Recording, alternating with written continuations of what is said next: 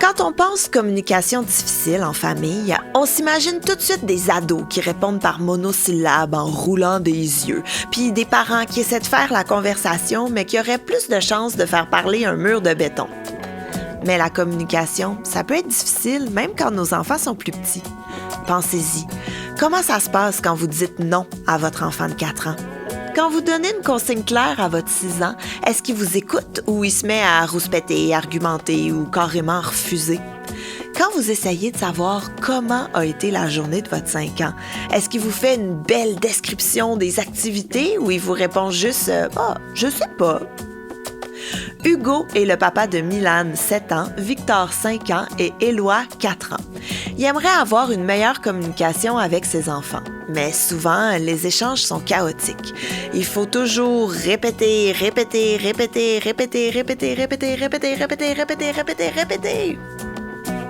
Pour essayer de rendre la communication plus simple, mais surtout plus agréable, pour toute la famille, on rencontre Solène Bourque, collaboratrice de Naître et Grandir depuis plusieurs années. Solène est psychoéducatrice et s'intéresse à tout ce qui touche intervention et éducation depuis plus de 25 ans. Dans chaque épisode, en compagnie d'une famille différente, on s'attaque à des défis que vivent la plupart des familles au quotidien. En compagnie d'un ou une spécialiste, on essaie de trouver, pas des pistes de solutions, mais plutôt des pistes d'amélioration. Je m'appelle Gabrielle Caron, humoriste, autrice, podcasteuse et surtout maman de 2 petites tornades. Bienvenue à GPS, votre guide parental simplifié, un balado de Naître et Grandir. Dans cet épisode, on jase de communication parents-enfants.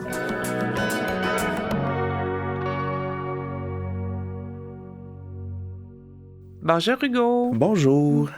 Alors, on a le plaisir de se rencontrer aujourd'hui pour aborder la question de la communication parents-enfants. Donc, est-ce que tu pourrais nous présenter en quelques mots chacun de tes garçons? Oui, bien tout d'abord, j'ai mon plus vieux, Milan, qui vient d'avoir 7 ans au mois de mars. Donc, Milan, c'est un petit garçon très émotif. Petit déficit d'attention aussi, là, qu'on commence à percevoir. Mm-hmm. C'est peut-être plus difficile, justement, là, de s'asseoir avec lui et de lui expliquer les choses. Souvent, on remarque tout de suite que son attention est plus ou moins là. Mm-hmm.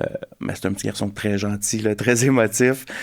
Sinon, après ça, j'ai Victor, 5 ans. Mm-hmm. Victor, lui, je dirais qu'il est beaucoup de ce temps-ci, beaucoup dans la négativité, beaucoup tout ce qu'on lui offre, c'est non, ça me tente pas, je veux pas faire ça, mais c'est un petit garçon très intelligent, on remarque déjà là, qu'il apprend rapidement, on lui dit des choses, puis il l'enregistre, puis c'est ça. Puis sinon, j'ai Éloi, mon petit dernier, qui a 4 ans, Éloi aussi, je le sens plus émotif. Mm-hmm. Je le sens beaucoup... il s'exprime beaucoup en pleurant, en criant, en frappant, même quand on est une situation tout à fait normale. Donc oui, c'est ça. 3 garçons, 7 ans, 5 ans, 4 ans. Disons qu'à la maison, on n'a pas le temps de s'ennuyer. Non, j'imagine. Hein? C'est ça, ça fait quand même un quotidien là, qui est assez actif avec 3 garçons qui ont chacun leur personnalité aussi. Tout à fait. Donc, c'est quoi les défis là, que toi et ta conjointe, là, vous vivez au quotidien pour bien communiquer avec chacun d'entre eux? Qu'est-ce qui peut être difficile? On peut y aller avec, de façon plus globale avec tous les enfants, mettons, dans les moments de vie, mais peut-être avec chacun d'entre eux, là, peut-être des petits éléments qui sont un petit peu plus difficiles. Oui. Dans les moments difficiles, plus les fins de journée, je sens que c'est plus difficile. Mm-hmm. Moi, en partant le premier, toujours un petit peu plus fatigué en fin de journée. Je m'exprime peut-être un petit peu moins bien, moins de patience. Je prends le blanc, il n'y a pas de problème. Mais en général, je vous dirais au niveau de la communication, ouais, c'est ça. Des fois, j'ai peut-être plus de difficulté à garder mon calme. On peut hausser le ton un petit... Je peux hausser le ton un petit peu. Puis tu sais, je veux jamais me rendre là, mais des fois, la situation fait que c'est ça, on peut lever le ton un peu. Tu sais, on se sent mal après, puis j'essaie d'aller leur expliquer. sont peut-être plus ou moins, tout dépendant de l'âge là, duquel, sont peut-être plus ou moins ouverts à recevoir mes explications, mes excuses par la suite. Donc oui, ça tournerait autour de ça, je vous dis. OK. Puis en même temps, c'est ça, hein, quand on arrive justement à la fin de la journée, ce qu'on se rend compte, c'est que notre niveau d'énergie est moins là comme parents. Les enfants aussi ont leur journée dans le corps. Oui. Donc, il y a comme tout ça aussi qui rentre en ligne de compte. Là. Souvent, si on compare, mettons, à la fin au début de la journée, par exemple, on part avec... si on compare avec des verres d'eau, par exemple, notre verre d'eau est plein au début de la journée, ça va bien, on a l'énergie, on a tout ce qu'il faut pour s'hydrater pour la journée puis être prêt à faire face à toutes les situations. Mais quand on arrive à 4-5 heures au retour à la maison, il reste un petit fond de verre. Là. Ouais. Donc, disons que tout le monde est rendu là, à la limite, par exemple, là, des capacités. Donc, c'est certain que d'un côté, on a les enfants qui ont peut-être vécu des défis dans leur journée, tout ça, qui ont peut-être un petit peu moins de patience, un petit peu moins de tolérance. Puis, ben vous, comme parents aussi, vous vivez aussi ces défis-là. Donc, je pense qu'il faut normaliser un peu ça aussi, là, dans le sens où vous êtes pas vous et votre conjoint, vous n'êtes pas les seuls parents qui arrivent en fin de journée puis qu'il y a moins de patience qui est là. Hein? Tu dis aussi que tu aimerais ça discuter avec eux de leur journée. Donc, quand justement le retour, il y en a un qui est à la garderie, les deux autres sont à l'école? J'en ai 2 à la garderie. 2 à la garderie, un en première année. OK, donc, au retour à la maison. Donc, comment tu les amènes à faire ça? Ou comment toi et ta conjointe, vous les amenez à faire ça en fin de journée? Ben moi, je vous dirais, c'est peut-être plus à l'heure du souper. J'essaie de savoir comment leurs journées ont été. Je vous dirais que la plupart du temps, ça se résume à rien de spécial, il ne s'est pas passé grand-chose. Mais nous, on voit, surtout à la garderie, on voit les résumés de journée, fait qu'on le sait un peu qu'est-ce qu'ils ont fait. Puis je veux qu'ils m'en parlent, je veux qu'ils me disent comment ils ont vécu ça et tout. Puis ils sont souvent fermés, si on veut. Ouais. Donc oui, ça, je trouve ça un petit peu plus difficile, ouais. C'est sûr que c'est un moment qui est intéressant, le souper, pour discuter, parce que justement, on est tous assis à table en même temps. Ça favorise les échanges. C'est un bon moment, justement, pour le faire. Des fois, c'est peut-être juste de trouver des moyens ou des stratégies qui vont favoriser la communication, qui vont favoriser les échanges. On peut peut-être explorer ensemble peut-être différents petits moyens qui pourraient les aider davantage. S'il vous plaît. Oui, OK, super.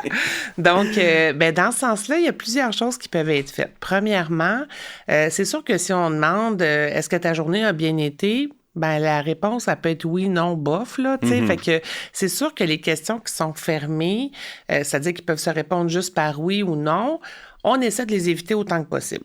Donc, on y va plus vers des questions ouvertes. Avec qui tu as joué aujourd'hui? Ou raconte-moi de quoi tu as été le plus fier dans ta journée ou des trucs comme ça. Une stratégie qui peut être bien intéressante, c'est, puis que nous, on a expérimenté à la maison aussi avec mes enfants, c'est qu'on avait mis sur la table un petit bol avec des questions dedans. Tu sais, parce que des fois, on cherche les idées. Fait qu'on avait trouvé des questions, justement, pour sortir du traditionnel, comment était ta journée. Fait que, tu sais, ça pouvait être différentes choses, genre à quelle place t'aurais aimé être assis dans la classe aujourd'hui, puis pourquoi, puis tout ça. Fait que les enfants pouvaient, à tour de rôle, piger une question. Et bon, si les enfants lisent pas, c'est le parent qui lit la question. Et l'enfant répond à cette question-là. Fait que ça permet un petit jeu en même temps qui est un peu interactif. Fait qu'à travers le repas, les parents peuvent aussi piger la question et aussi répondre par rapport à eux-mêmes de quelque chose de quoi ils ont été fiers dans leur journée. Fait qu'on participe, nous aussi, à l'échange, à la communication. Fait que ça peut être quelque chose d'intéressant à expérimenter. Oui, j'aime ça. C'est une bonne idée, je trouve. Oui. Dans le fond, ce qu'on veut, c'est pas qu'on reproduise ce qui s'est passé à la garderie ou à l'école avec, tu sais, comportement tendu, quelque chose de structuré. Il faut que ça reste quelque chose d'amusant.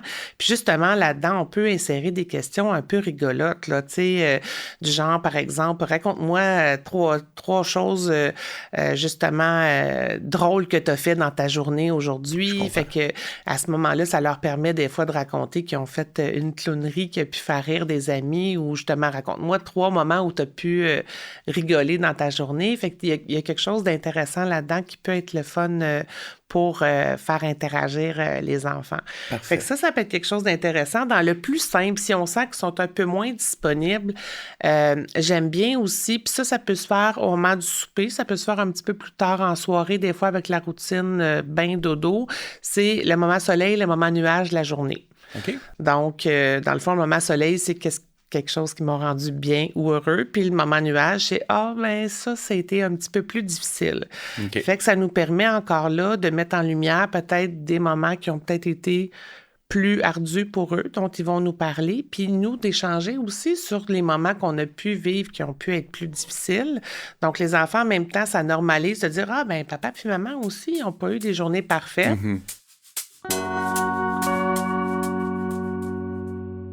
Donc ça pourrait être intéressant de voir aussi, d'observer chacun des enfants aussi, puis de voir quel genre de communication, à quoi chacun est sensible. Donc, je dis souvent aux parents, observez plutôt que réagir. Si vous voyez, par exemple, que, le plus jeune, c'est Éloi, c'est ça? Oui. Éloi, qui est en réaction beaucoup, par exemple, qui va avoir une réaction de colère, au lieu d'être, voyons, là, il ne s'est rien passé, pourquoi tu te fâches? De dire, qu'est-ce qu'il est en train de me dire? C'est quoi, par exemple? C'est comme si on voyait la pointe de l'iceberg, mais qu'est-ce qui se passe en dessous de l'eau? Pourquoi il est en réaction comme ça? Il y a des enfants, des fois, qui vont se fâcher juste parce qu'ils sont fatigués ou juste parce que les choses ne se passent pas exactement comme ils auraient souhaité. Là, des fois, juste d'aller désamorcer, de dire là, tu sais, je te sens comme vraiment, tu sais, fâché ou en colère, tu sais, les choses se passent pas comme tu imaginais ou tu veux-tu m'expliquer? Fait que d'y aller de façon simple, de cette façon-là, juste en désamorçant, ça peut peut-être juste apaiser, que l'enfant comprenne, qu'Éloi comprenne que, OK, papa ou maman ont vu qu'il y avait quelque chose qui allait pas, au lieu d'aller banaliser ou dire, voyons, il me semble que tout va bien. Ben oui, c'est souvent la réaction. On dit, pourquoi tu cries? Il se passe rien. Il se passe rien. Tout le monde est correct, tout le monde est... Mais oui, je comprends, oui. C'est ça. Puis tu sais, on va parler beaucoup avec les enfants de co-régulation. Tu sais, les petits ont de la difficulté à se réguler eux-mêmes, à calmer leurs émotions eux-mêmes. Fait que la présence du parent va les aider eux-mêmes à s'apaiser. Donc, quand on parle de communication verbale, de comment justement les faire parler davantage de leur journée, comment on peut échanger de façon adaptée avec chacun, mais ça peut aussi passer par la communication non verbale, soit juste être à côté de lui quand il va moins bien, flatter dans le dos, ou juste être à côté en disant « Regarde, t'as peut-être pas envie que je te colle ou que je te touche, mais je suis là, puis on va passer à travers ça ensemble. » Tu sais, plutôt que d'essayer justement de le ramener dans la bonne humeur alors qu'il a peut-être juste besoin de redescendre.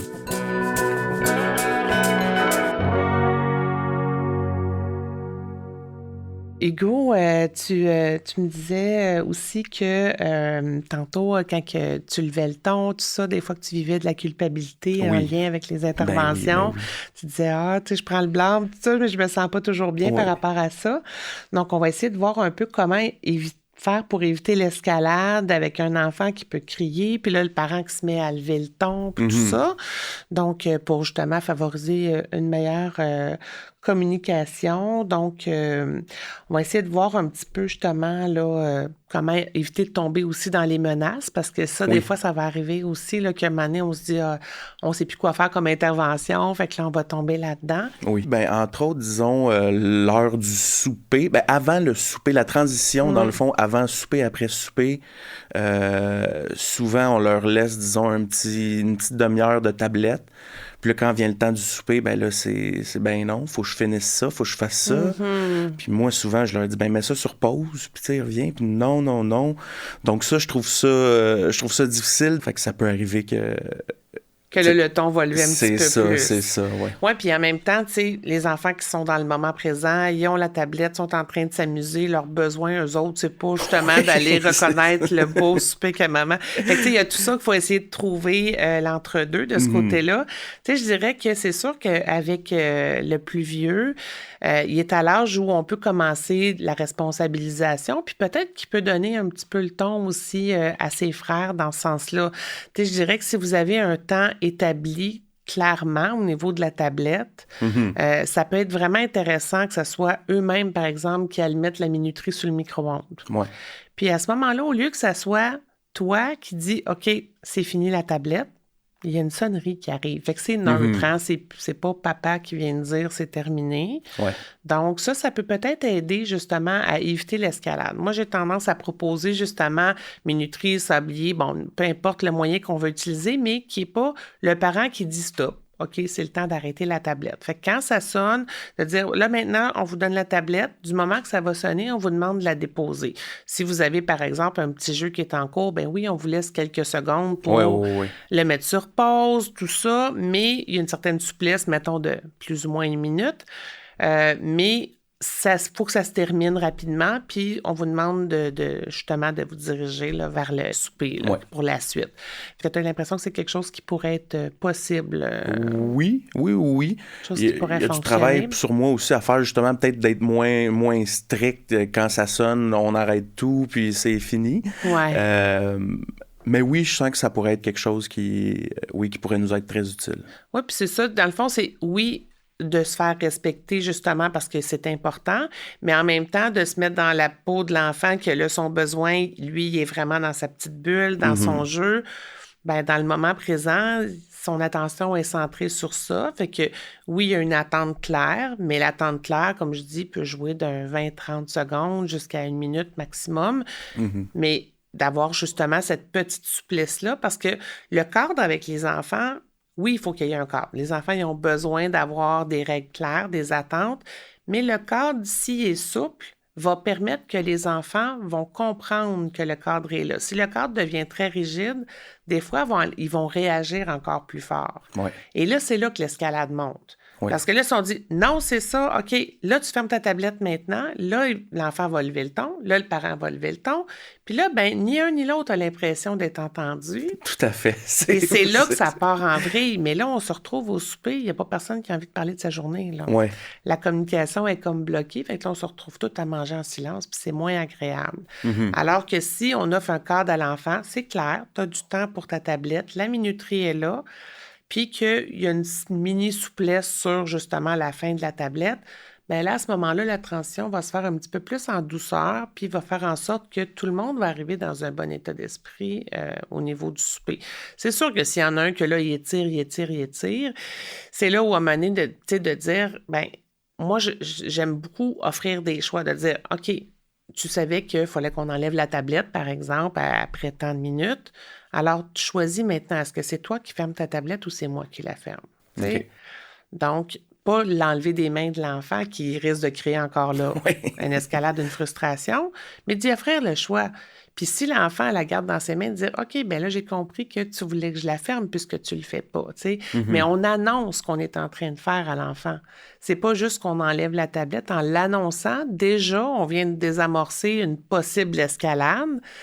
Puis, ben toi, ton intervention risque d'être plus calme ou plus contrôlée, je dirais, d'une certaine façon que « Ah ben là, il l'enlève pas. Ah ben là, il va falloir que j'y enlève. » Puis là, non, ça risque de faire ça parce qu'on anticipe la réaction de l'enfant, Ben oui. tu sais. Fait que d'y offrir ce choix-là, cette possibilité-là, même avec le plus jeune, Éloi serait capable de comprendre de est-ce que c'est toi qui la déposes ou c'est moi qui la prends pour la déposer?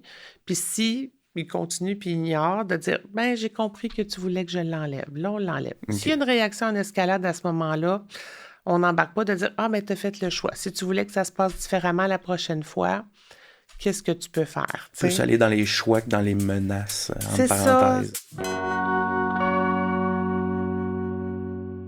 Donc, si on veut conclure, en fait, au niveau des stratégies qui seraient peut-être à explorer au niveau de la communication, on avait parlé d'utiliser la période du souper que vous aimez beaucoup là, au niveau des échanges avec les enfants, retour de la garderie, de l'école, donc avec des questions ouvertes plus que fermées, donc des questions qui ne se répondent pas ni par oui ni par non.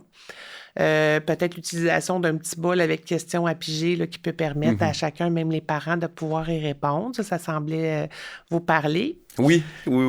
Peut-être les moments soleil, moments nuages, particulièrement avec les plus jeunes. Puis tu sais, ça peut être un mélange des deux. Donc, Mylane pourrait piger une question, puis les plus jeunes pourraient parler d'un moment soleil, moment nuage aussi, sans problème.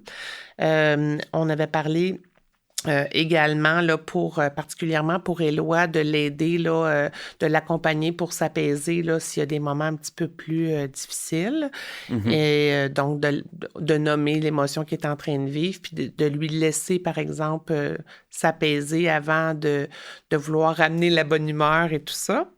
Et finalement, là, au niveau d'éviter l'escalade, d'offrir davantage un cadre souple aux enfants, que c'est pas vous qui allez intervenir, c'est « Ah, la petite sonnerie vient d'arriver, qu'est-ce qu'on fait maintenant? » Et d'offrir des choix là, pour que les enfants reprennent un petit peu plus de pouvoir là-dedans. Donc, c'est-tu des stratégies là, qui vous semblent, oui, qui ça me semblent parle. réalistes? Oui, c'est réaliste, ça me parle. Puis, merci pour vos précieux conseils. Ça fait plaisir. Fait que dans quelques semaines, là, on pourra voir comment tout ça a pu s'appliquer, puis que ça a été justement là, gagnant pour voir si la communication a pu s'améliorer là, dans votre famille. C'est gentil, merci beaucoup. Ça fait plaisir.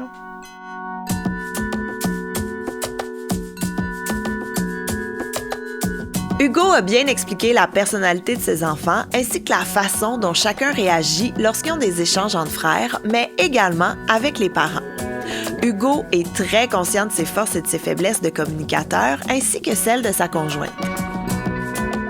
C'est évident qu'ils sont une bonne équipe, mais même si on a la meilleure équipe du monde, c'est jamais gagné d'avance.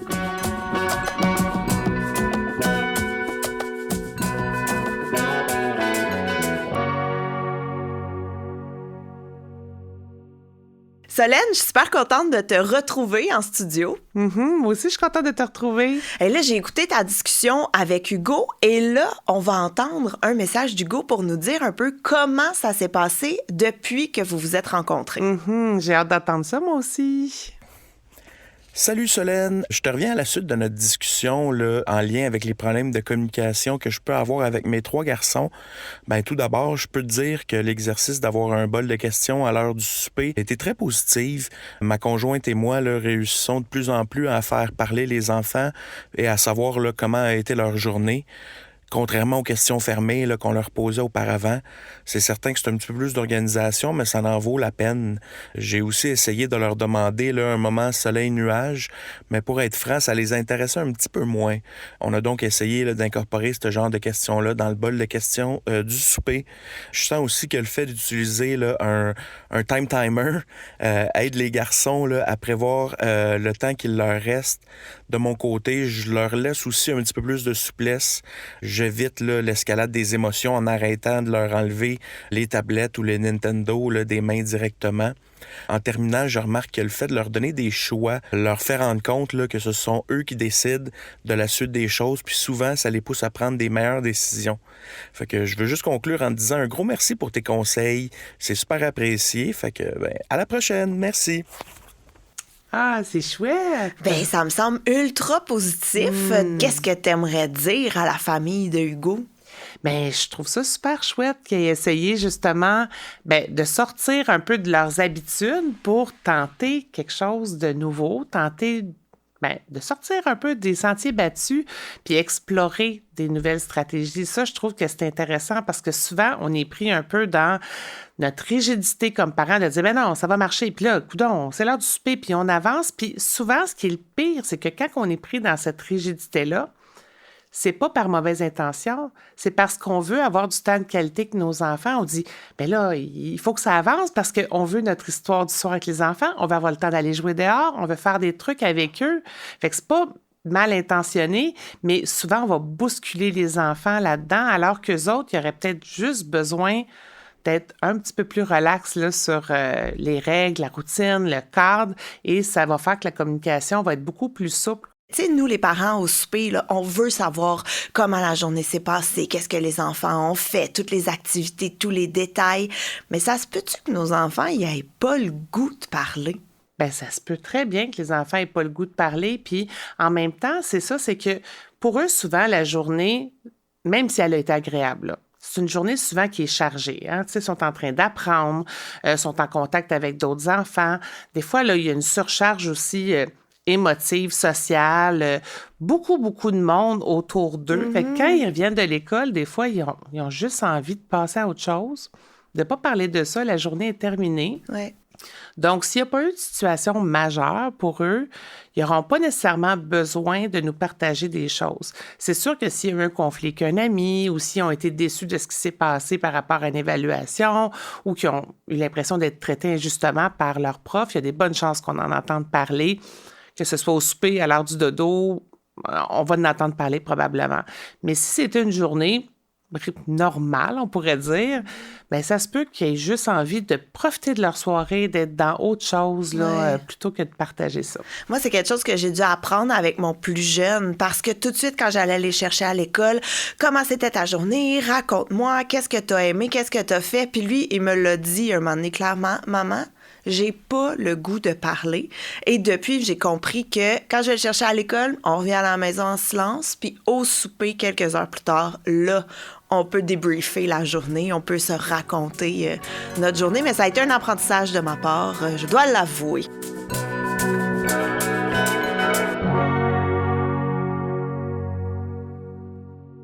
Puis est-ce que ça se peut, tu sais, des fois, on discute avec nos enfants, puis des fois, c'est comme une discussion à sens unique, puis des fois, peut-être on peut s'impatienter ou on peut...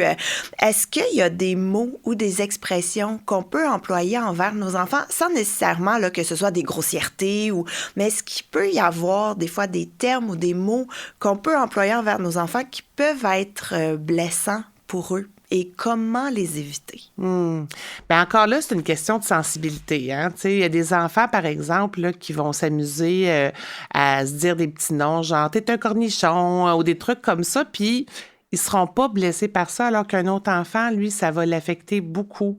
Fait que je pense qu'encore là, ça serait dur de donner une recette magique parce que il y a des enfants qui vont dire « Hey, moi, je trouve ça tellement drôle quand on se traite de cornichons entre frères et sœurs. » Puis l'autre va dire « Ben moi, là, je me sens vraiment pas bien avec ça. » Donc, je pense que d'être capable d'en parler, justement, de se servir d'un moment du souper pour dire « Qu'est-ce que moi j'aime? Comment j'aime que les autres communiquent avec moi?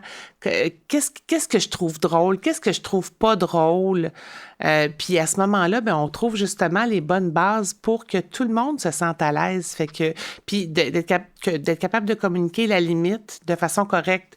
Donc, si par exemple, mon frère ou ma sœur me traite de cornichon, ben je m'en vais pas y lancer un coussin sur la tête pour lui dire que je suis pas content. Il faut que je trouve les mots pour dire « Hey, ça, c'est non, je me sens pas bien dans ce temps-là. » Tu sais? Fait que, ouais, c'est ça. Fait que je pense qu'encore là, oui, on peut se le permettre, mais on peut peut-être pas se le permettre avec tous nos enfants. Ça dépend vraiment, là, une question de personnalité, de tempérament, de sensibilité. Puis justement, il faut pas aller critiquer l'enfant, dire « Ben voyons, t'es bien sensible, là, c'était juste une blague. » Mais non, ça se peut que pour un enfant, ça soit difficile pour lui de recevoir, tu sais, des petits mots, même si c'est drôle, pour lui, ça l'est peut-être pas. Fait que, puis il faut respecter ça. Ça, faut valider comment il se sent. Moi, j'aimerais ça que mes enfants se traitent de cornichons au lieu Oui, de moi, je trouve ça toutes très drôle. Moi, je trouve ça drôle.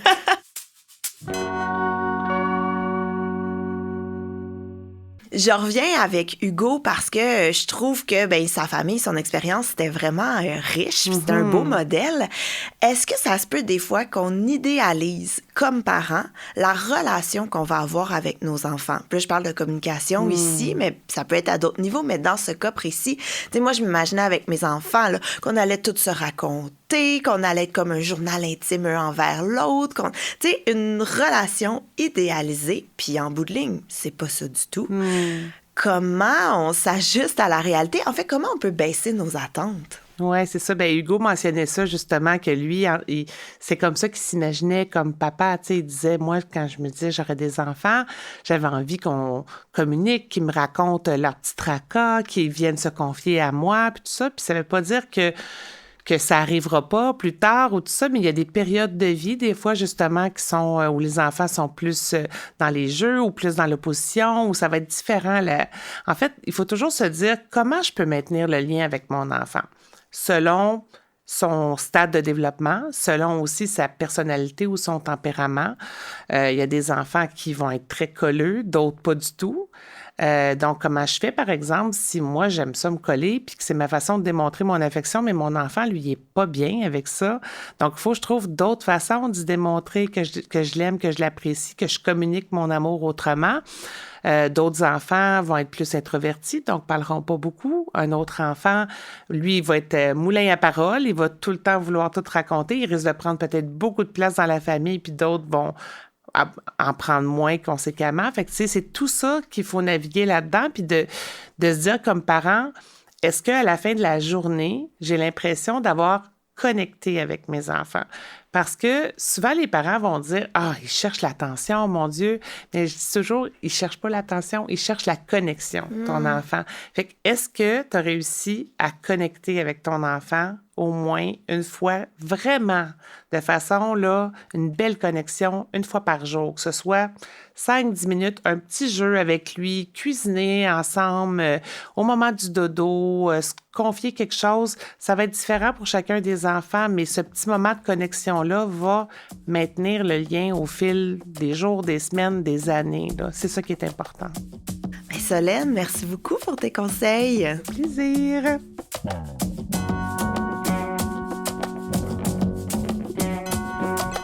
Communiquer avec nos enfants, c'est pas toujours facile. Aucun parent n'est à l'abri d'une demi-réponse, d'un refus de collaborer, d'un silence buté ou d'une colère monstre. Mais l'important, c'est d'être présent pour eux, de donner l'exemple en parlant, nous aussi, et surtout de pas lâcher, parce qu'on travaille à bâtir une relation sur le long terme. Merci d'avoir écouté cet épisode sur la communication en famille. Pour écouter d'autres épisodes de GPS, rendez-vous sur le naîtregrandir.com/balado. Nos invités, Hugo, le papa, et Solène Bourque, la spécialiste. À l'animation, moi-même, Gabrielle Caron. GPS, guide parental simplifié, un balado de Naître et Grandir, en collaboration avec la maison de production Virage Sonore.